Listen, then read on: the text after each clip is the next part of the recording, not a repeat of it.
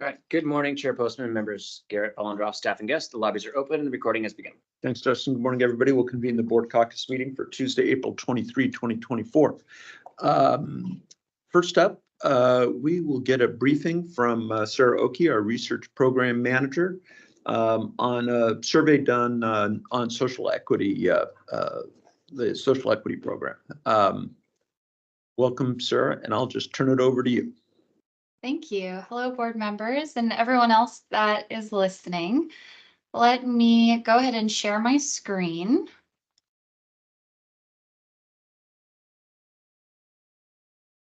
Can everyone see the main slides? Yep, looks great. Okay, perfect. So really excited to be here today. I'm going to share with you a brief overview of the results of the Social Equity Applicant Experience Survey. Now, this survey was led by the research program, but it was developed in collaboration with the licensing division, the social equity program team, the policy and rules teams, our communications team, and our public health education liaison. The main goal of this survey was to better understand the application process for the 2870 application in order for us to then make improvements for the next upcoming social equity round. So to do this, we sent out a Gov delivery message via email to every 2870 applicant on our communications listserv. This survey was online and it was completely anonymous and it was completely voluntary. It was open between February 8th and February 23rd of this year. And between that period of time, there were 73 individuals who completed the survey. And that represents about 10% of all of the individual applicants from the broader 2870 application pool and among the 494 total applications. And before I move on to share a brief overview of the results, I do want to emphasize this is a really small sample size given the larger pool. So while we can gain insight into the application experience, we do need to remain cautious, generalizing it to the larger group's experience. So to contextualize this a little bit more, among the 73 survey respondents, 29% reported they received a preliminary letter of approval. And this is compared with the total 46 out of the 494 total applications in the larger pool receiving a preliminary letter of approval. So this really means that this survey weights more heavily with those who did receive a letter of approval. Okay, so moving into the survey results, you will see on the left the specific areas that we will review today. One aspect that we were interested in is the amount of money applicants spent on the application. The chart shows the distribution of costs as reported. You can see here that over half reported spending less than $1,000 and about 43% reported spending between $0 and $500.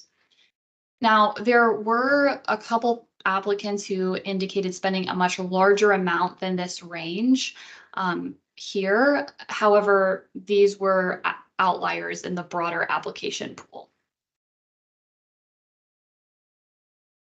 We additionally asked respondents whether they received assistance completing the application. And in this chart here, you'll see the percent of respondents who reported receiving assistance. And we pulled them out so you can see those that had received a preliminary letter of approval in blue compared to those whose application was withdrawn in orange. And in general, there was a good amount of applicants. Most applicants reported receiving some help. And you can see here that we did find that within this specific sample, there were some differences from those who had a preliminary letter of approval and that they had a higher likelihood of saying that they received assistance from lawyers and current licensees relative to those whose applications was withdrawn. So this may indicate that within this particular sample that those with a preliminary letter of approval had some more resources. Moving along, we also asked respondents to rate steps in the application process that were particularly or especially difficult. So the number one step that was rated as especially difficult was obtaining documents to verify eligibility. And when we asked them specifically what documents were the most difficult to obtain, the documents verifying loss of housing due to cannabis and documents verifying loss of employment due to cannabis were the most difficult.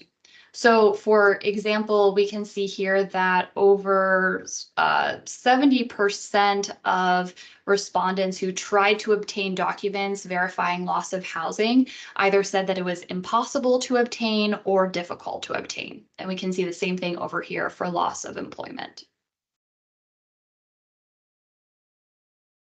The second most difficult step rated by respondents was understanding why their application was withdrawn.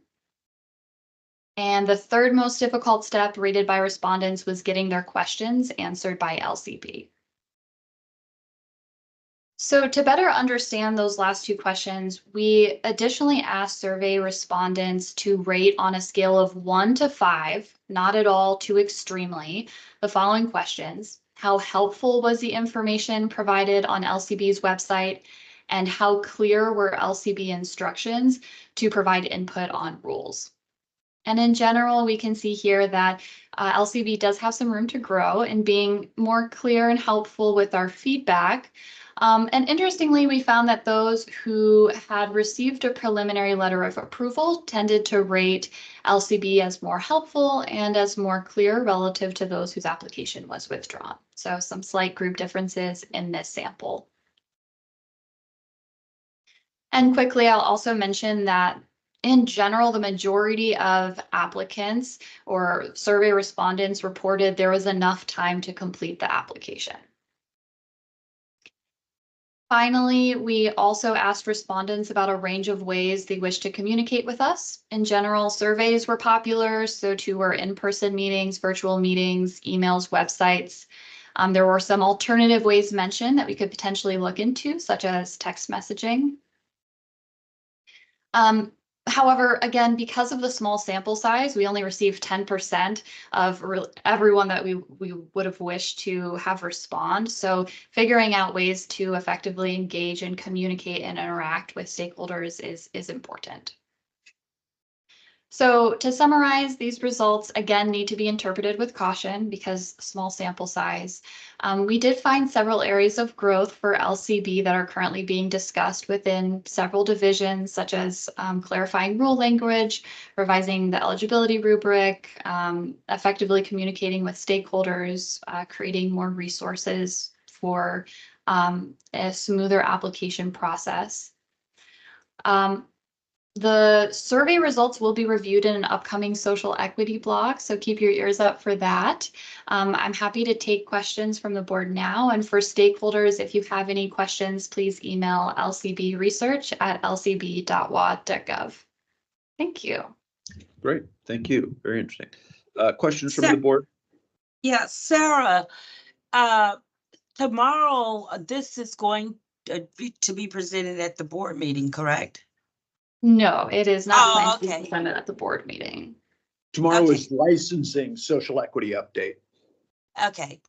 Okay, because one of the things that I was going to ask is, once this was released publicly and folks have chance to see the questions and what the survey is showing, since with the work that we've been doing on the social equity team, it comes from this. I wanted to stress the importance of people as we're putting together the new program and having their input and their voice heard on the process, that it was disappointing that the response was low, because when things go wrong, everybody want to show up and give their input.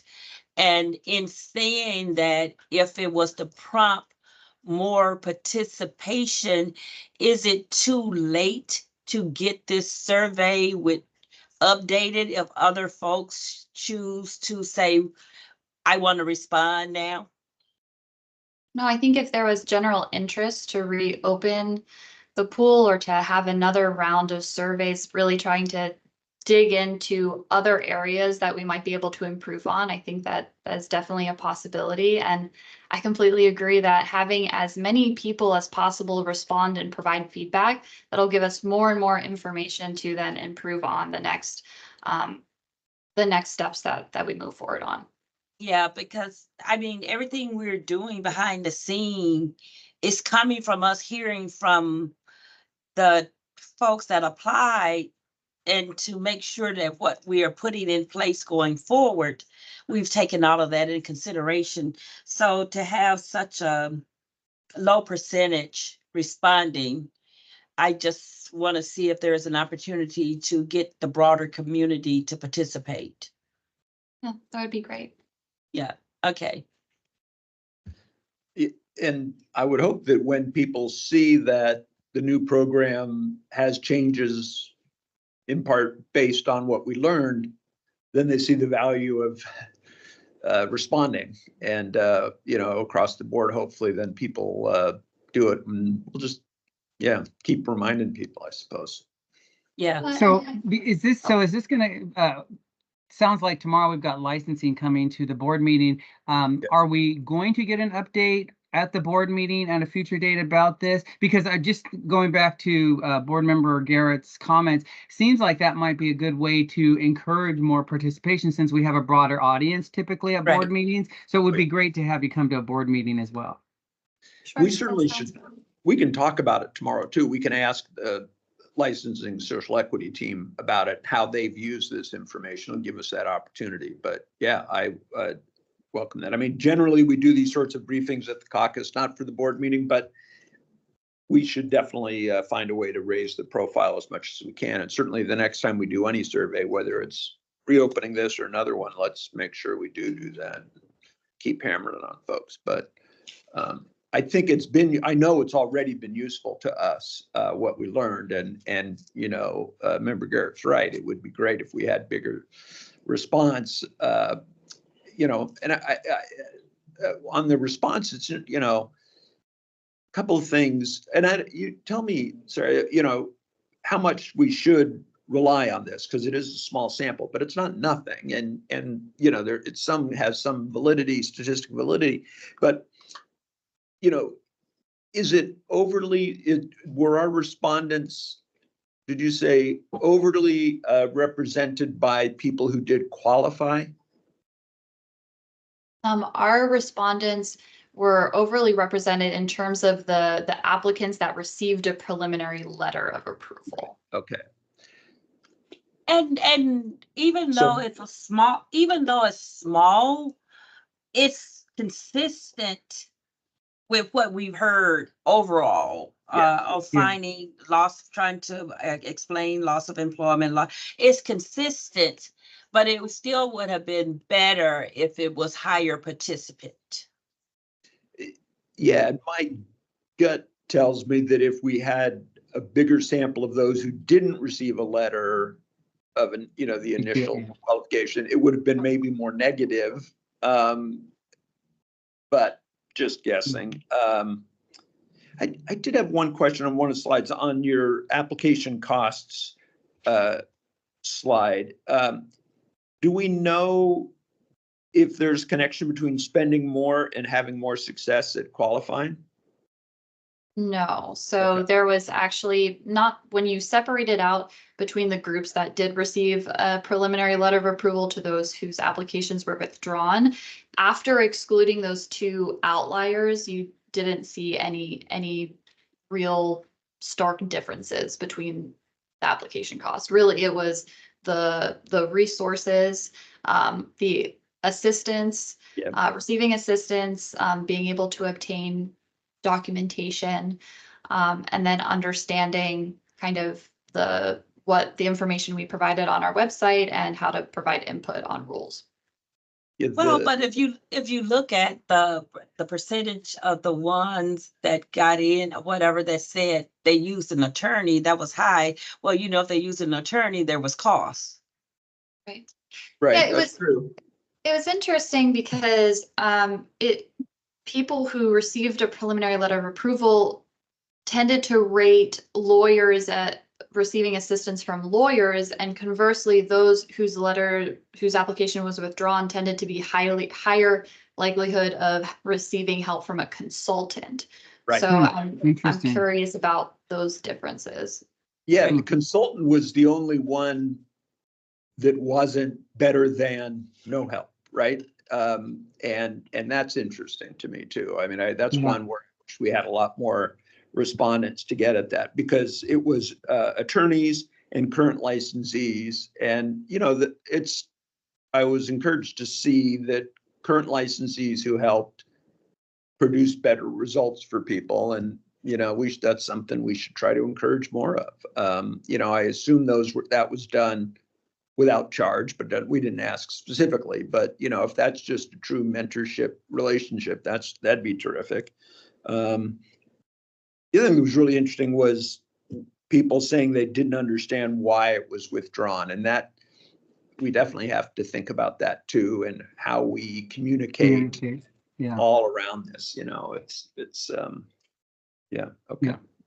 Sarah, one other final comment about participation. I know that there are various ways in which we can set up good participation in surveys and things that we can do to encourage it. So I hope we're asking ourselves that question along the lines, what could have we done differently to encourage more participation? And so just ask you to think about that as part of the process as well.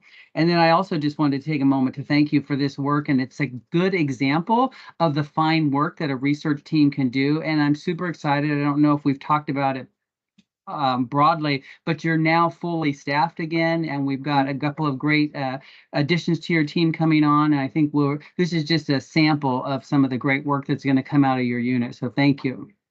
Thank you so much. And I agree, figuring out how we can get surveys or get communication, get feedback from people that is easy to do, fast. People want to do it because they know that it's going to be recognized is so important. And I'm excited to keep doing work like this. So thank you so much.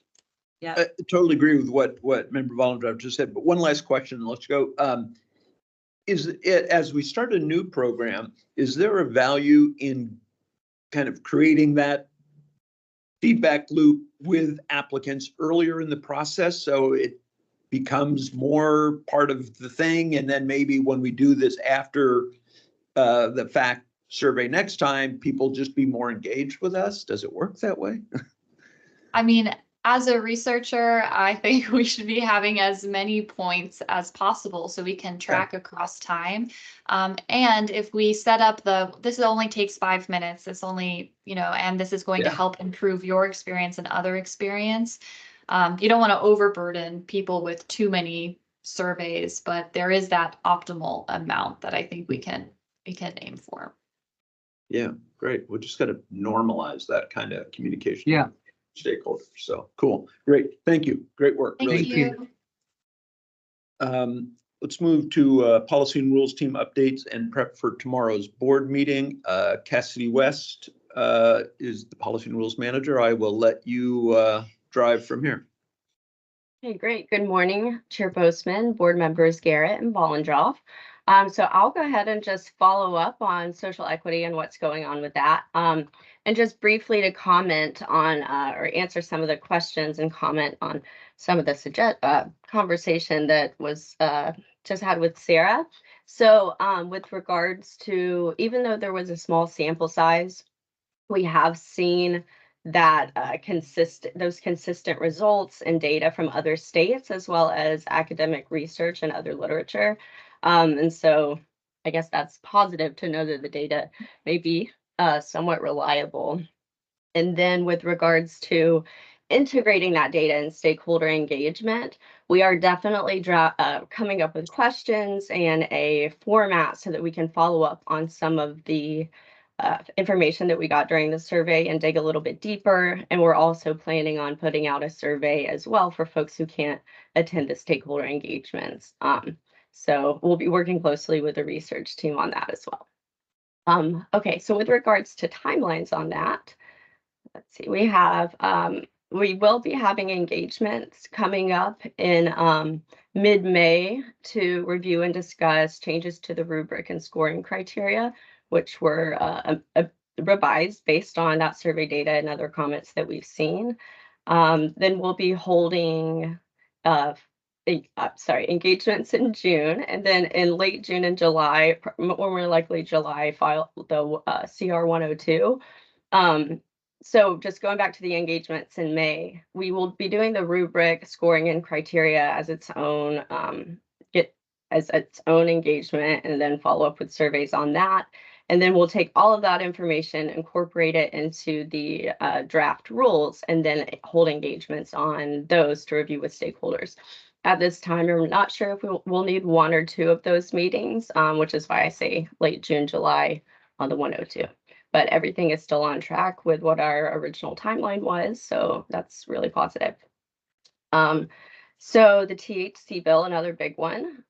Today we will be holding rulemaking workshops from 2 to 4 to review and discuss draft proposed rule changes to retail product packaging and labeling requirements. We will also briefly review some of the revisions that have been made to the transaction and serving size limits based on stakeholder feedback. And we also incorporated some new language to implement HB 1249 related to the low THC beverages, since it does fit in right to that section. We will on Friday, due 26 from 10 to 12, we're going to be also reviewing the draft proposed changes to the quality control and quality assurance testing sections, as well as the cannabinoid additive section. And then on May 2nd, from 10 to 12, we'll be holding a final workshop to review and discuss the draft changes to all of the rule changes that have been revised up until that point on feedback we received. We'll be accepting written comments until May 15th.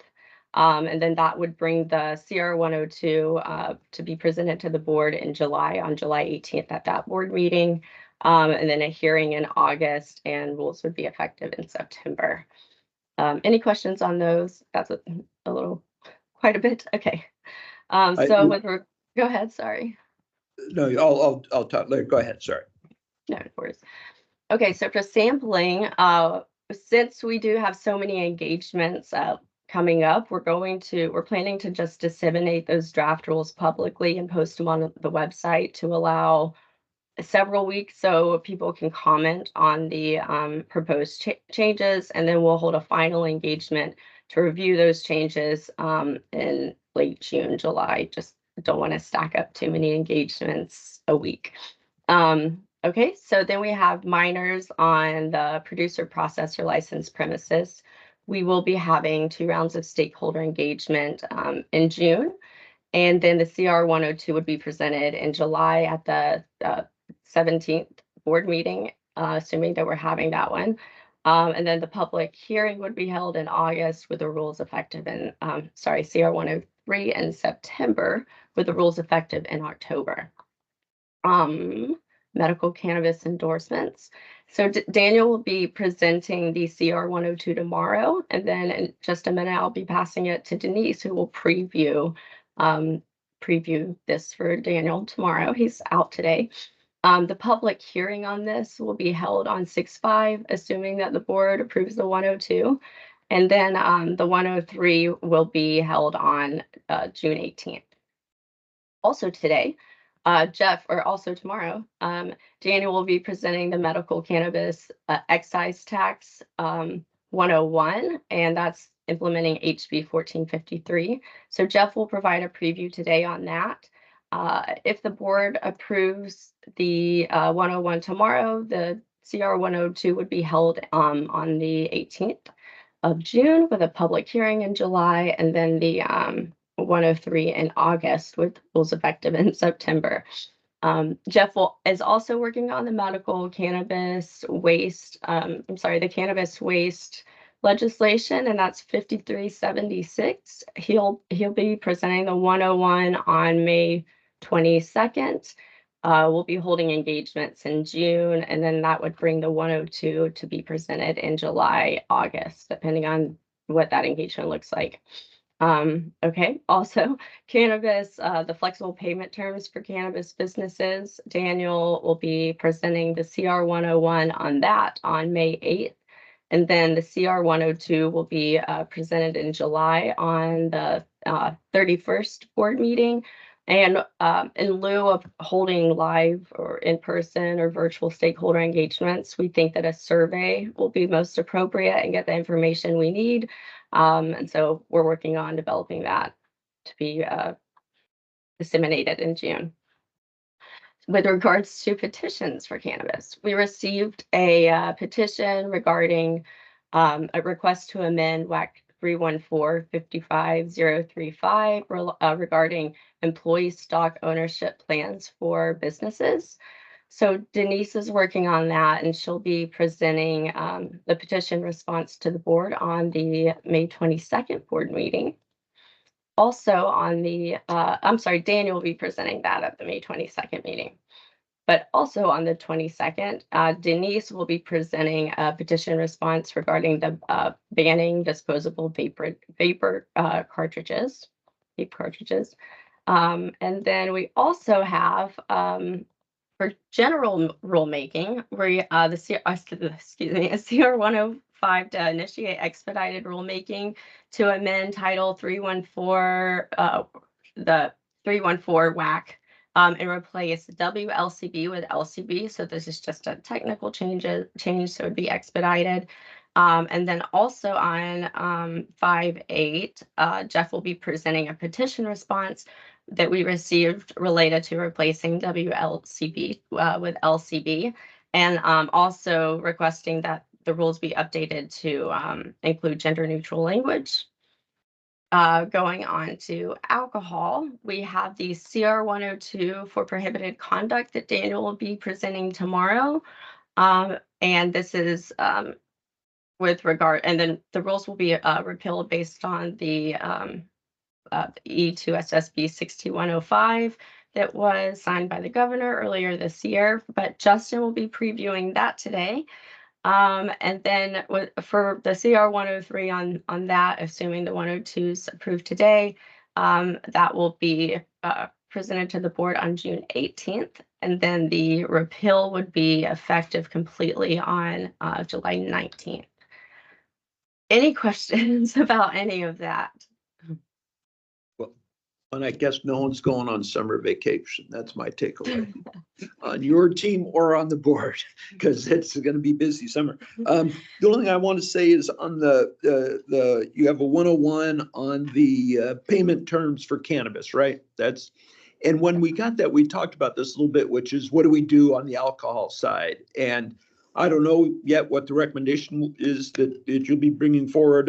But if we do that one, I think we're going to have to look at the alcohol side too, because I never understood why we would do one. They both have the same issue at 6. I just sort of want to put that out there that I know we can't do it under that same rule project because it's just on the cannabis side, but that's one where I just think our should be unified, but just Right, saying yeah. it for the record.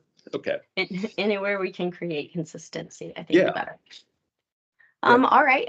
Well, with that, I'm going to go ahead and pass it to Jeff, and he'll give you the briefing on the medical cannabis excise tax. That's great. 101. All right. Thank you. Thank you. Good morning, Chair Postman, members Garrett and Bollendroff. I am here this morning to preview the CR 101 that Daniel will be requesting approval for during tomorrow's board meeting on implementing substitute House Bill 1453, which created a temporary exemption from cannabis excise tax for medical cannabis patients purchasing under certain conditions. To clarify, this is a separate rulemaking project from the ongoing medical cannabis endorsement rulemaking that is going to have proposed rules filed tomorrow, although there may be some overlap. Substitute House Bill 1453 exempts qualifying medical patients issued a card from the cannabis excise tax from until June 2029 if they purchase cannabis under the following conditions.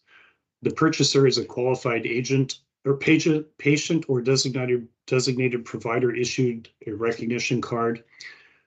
They purchase from a retailer with a medical cannabis endorsement, and they are purchasing cannabis that complies with DOH rules in Chapter 24670 WAC, DOH rules.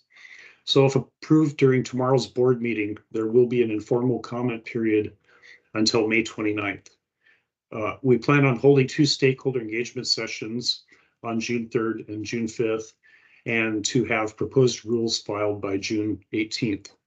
Following the rule filing, there will be a formal comment period until the public hearing, which is tentatively to be held on July 31st. And assuming that goes well, the final rules will be filed August 14th with the rules effective September 14th. This rulemaking will require likely coordination, collaboration with both Department of Health and Revenue, and we have already begun setting groundwork for those meetings. And thank you for allowing me to present this today for Daniel tomorrow, and I'm happy to answer any questions. Great. Thank you for stepping in to do that. Any questions? No. Okay, thank you. Thank you. Now I think Denise.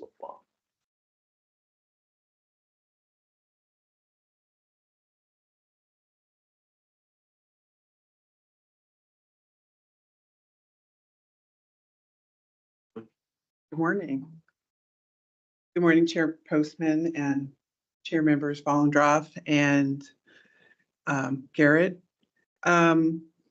I'm here this morning to preview the CR 102 on the medical cannabis endorsement rulemaking that Daniel will be presenting for approval during tomorrow's board meeting. The board voted to accept a petition submitted by John Kingsbury in March 2023 to address medical cannabis endorsements, and the CR 101 was filed in October.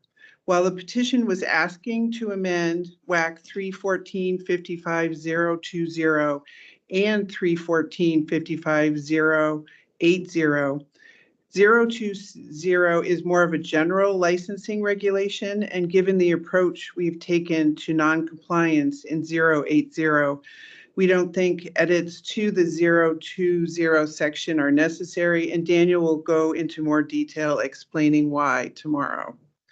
The draft rule amendments were done with collaboration from the rules team and were circulated to our partners with Department of Health, Agriculture, and Ecology, with especially close coordination with Department of Health.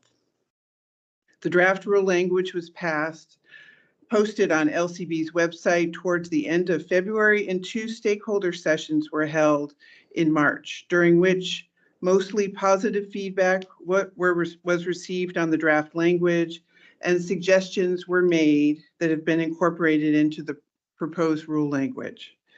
As identified in the memo and the CR 102 form, there are 3 main changes done with the proposed rule language. Number 1, the new requirement is created that wherever store hours are required to be posted, cannabis consultant hours also will have to be posted. The rules specify that this can be satisfied by posting a window of time during which consultants are available by appointment. The goal of this posting requirement is to increase predictability for patients that allow them to plan to go to a medically endorsed retail store and be able to speak to a consultant about their needs, while at the same time allowing consultants to work on other business needs when their services aren't needed. The second main change is modifying the language of the in-stock requirement to remove some wording that had caused confusion about how much DOH compliant product needs to be in stock, and adding language stating that this requirement can be met if the medically endorsed store has DOH compliant product on order. And the third main change is related to proposing adding in language about what we're calling a cure period to allow time to fix non-compliance issues before an endorsement is discontinued. The cure period will vary based on compliance issue identified, as it presumably will take less time to place an order or fix the sign than it will be to hire a new consultant. Additionally, if an endorsement is discontinued after failing to fix a non-compliance issue during a cure period, a retailer will have to submit extra documentation if they were to reapply for an endorsement, showing they fixed the issue that was the problem the first time. We think these rules strike a good balance between informing patients and practicality for endorsed retail stores. And Daniel will give more detail tomorrow. Daniel also calculated the cost of compliance of these new rules. And while we estimate there will be some, it shouldn't rise to the level of triggering a small business economic impact statement. If approved tomorrow, there will be another public comment period open until the public hearing on June 5th. And after that, assuming all goes well, the final rule language will be requested for approval during the June 18th board meeting. And we've already clarified that this is different from House Bill 1453 that Jeff just went over. And thank you. I'm happy to answer questions or relay questions that you may have for Daniel to answer tomorrow, or Justin can answer. Thank you. Any questions today for? No. Okay. Thank you. Well, appreciate it. And the bosses, well, not the bosses, that'd be well, but. Good morning. Good morning. Good morning, Chair Postman, members Garrett and Wallendroff. I'm going to be previewing for Daniel, who's presenting tomorrow, the CR 102 relating to prohibited conduct rules. So on February 14th, you approved filing of CR 101 to address a prohibited conduct rule, WAC 314-11050. Following the board's approval of the CR 101, the legislature passed in gross substitute Senate Bill 6105, which was signed by the governor in March. This bill mandates the repeal of WAC 314-11050 and further states that the LCB does not have the authority to create or enforce any rule that restricts exposure of bodily parts or otherwise restricting sexually oriented conduct. So the rules proposed for filing tomorrow repeal the prohibited conduct rules, as well as we're going to propose removing other references to it in 6 other rules. Some of these references are in the penalty table, while other references, reference citations to WAC 314-11050, which would include advertising, mask rules, activities requiring advance notification, etc. Daniel has identified the rule changes in both the CR 102 memo and the CR 102 form, and we'll be happy to go over that tomorrow. The rule, as it's presented, does not create any financial costs for the licensees and do the mandated repeal of the WAC by the legislature, and also resource considerations, as you heard Cassidy speaking to earlier. We will not be doing any type of formal stakeholder engagement on this. However, we will still have a formal comment period, and we will also be holding the required public hearing on this topic. So during the initial phase of rulemaking, we did receive tremendous stakeholder engagement on this rule. So we had 22 separate comments and testimony at 3 public board meetings. All but one supported the repeal of this particular rule. So if approved tomorrow, there'll be another public comment period open until the public hearing, which will be on June 5th. And we plan to present the final rule repeal for approval during the June 18th board meeting. So I'm happy to answer any questions on this. So it's not a 105, right? Correct. This is not a 105. Yep. Why not?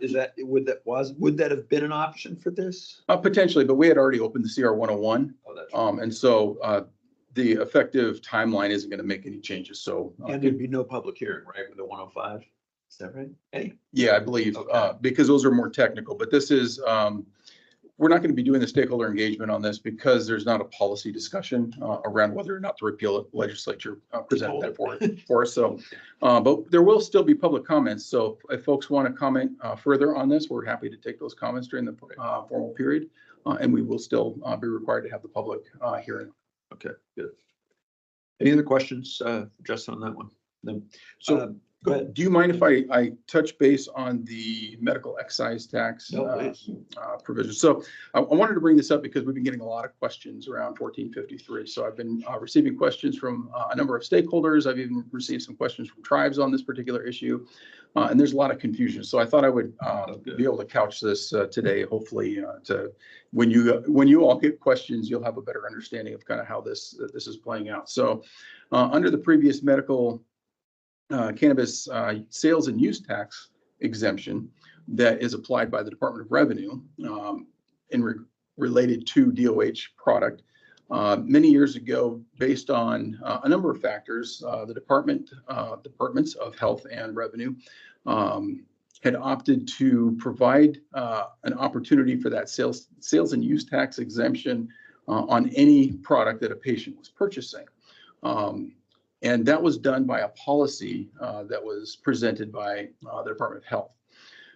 One of the clarifications that we need to make on this is we will be presenting 1453 in a manner that is consistent with the statute that was just passed. So the difference being the 37% excise tax exemption that will be applied on the medical cannabis for patients will have to be those three criteria that Jeff covered. And one of those, when it refers to DOH compliant product, it is what is specified in the Department of Health rules, not on the policy statement that they had posted and published on their website. So there's no rules accompanying what was previously posted. So we will be going by the rules that they have adopted for that, which means that it's not on any product that a patient buys. It's specifically on DOH compliant product.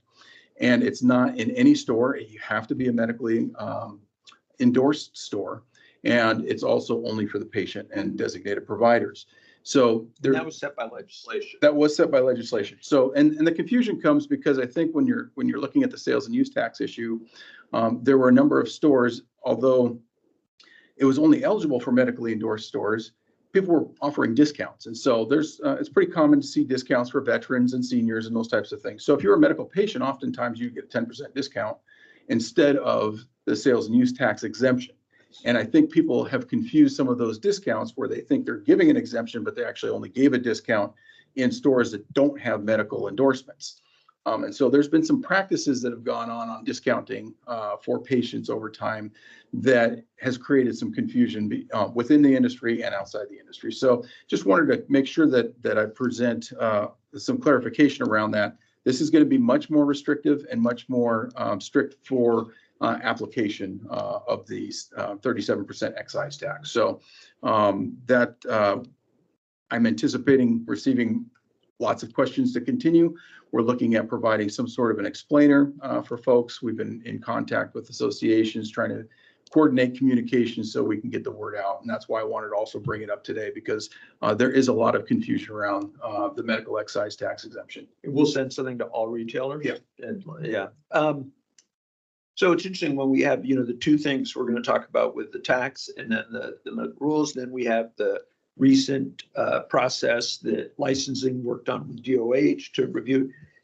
The big question later in the year will be, what has the impact been on the register, sales, all of those things. So I hope we're going to find a way to come back and give us a little update on what's happened to the system, because it's all predicated here on that, if the endorsements are up to date and they have to have the product, then that'll bring people out. I'm just going to be really curious to see if we get an increase in all of this. Yeah, I've heard that some producers and processors have expressed an interest in engaging in creating medically compliant product. Great. I think we have more endorsed stores that, there's an incentive to engage in that. So I think that they're going to augment one another quite well. And so I think we will see some changes as that moves forward. It's a matter of the biggest concern, I think, in the industry, at least for the associations representing the licensees, is making sure that this is done correctly so that there's not a tax liability for the retailer if they do something wrong down the line, because 37% excise tax exemption is significant. So if they've been doing that wrong for over a year, there's a huge tax bill that would come to pay. So we want to make sure that everybody has a strong understanding of how this will roll out, what the rules are, so that they can be successful in implementing that tax exemption. Okay, great, good. Okay, thank you. I appreciate it. Thanks for helping out. That brings us to board member and executive assistant reports. Dustin, anything from your desk? Not for me. Thank you, Chair. Members Vollendorf or Garrett, anything more to add? No? Okay, well then we will be back tomorrow morning to act on all of what you heard today and get an update on social equity, the next tranche of that process. So with that, we'll adjourn.